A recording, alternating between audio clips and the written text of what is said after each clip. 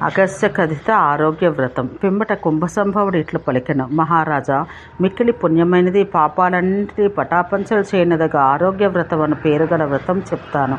మాఘమాసం శుక్లపక్ష సప్తమి నాడు ఉపవాసం ఉండి విష్ణురూపుడు సనాతనుడగు భాస్కర దేవుని పూజించాలి. ఆదిత్య, భాస్కర, రవి, భాను, సూర్య, దివాకర, ప్రభాకర అంటూ పూజించాలి.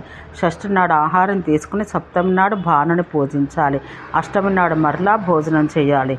ఇది ఇందలి విధిక్రమం. ఈ విధితో ఒక నిండు సంవత్సరం సూర్యుని నర్చించడానికి ఈ జన్మాన ఆరోగ్యం, ధనం, ధాన్యం లభిస్తాయి. పరమున మరలా తిరిగిరాని శుభస్థానం కలుగుతుంది. మునుపు అనరణ్యుడను గొప్ప బలంగల రాజు ఈ వ్రతంతో భాస్కరుని అర్చించెను.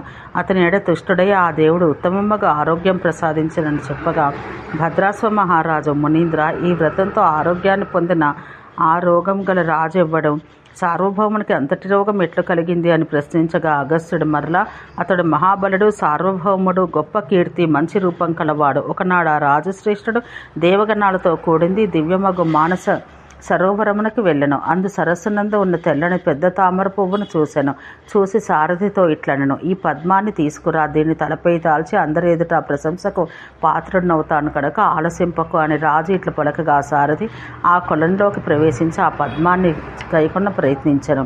ఆ పద్మాన్ని తాకినంత మాత్రానే ఒక హుంకారం వచ్చింది. ఆ శబ్దంతో అతడు భీతుడై నేలకోలి మరణించెను. నృపతి ఆ శబ్దంతో ఒక్కపెట్టిన రంగు మారి కుష్టియు బలవీర్యాలు లేనివాడయ్యను. ఆ విధంగా మారిన తన్ను చూసుకున్న ఆ పురుషవరేణ్యుడు శోకంపై కొనగా ఇది ఏమి అని చింతిస్తూ అందే ఉండెను.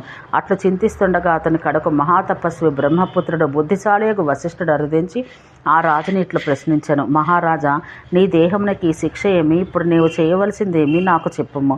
ఇట్లు మహాత్ముడకు వశిష్ఠుడు పలకగా ఆ రాజు ఆ పద్మ వృత్తాంతం తెలిపెను. ఆ రాజు చెప్పింది విని, మునిరాజా, నువ్వు మంచివాడవు, చెడ్డవాడవైతివి కనుక నీకు ఈ కుష్ఠరోగం కలిగింది. అతడు అట్లు పలకగా రాజు చేతులు జోడించి వణికిపోతూ, విప్రా, నేను ఇట్లు సాధువును అసాధువునయ్యాను. నాకు ఈ కుష్ఠరోగం ఎలా వచ్చింది? దీన్ని నీవు చెప్పాలని పలికెను. రాజా, ఇక ఇది 3 లోకాల్లో ప్రసిద్ధికెక్కిన బ్రహ్మోద్భవం అను పద్మం.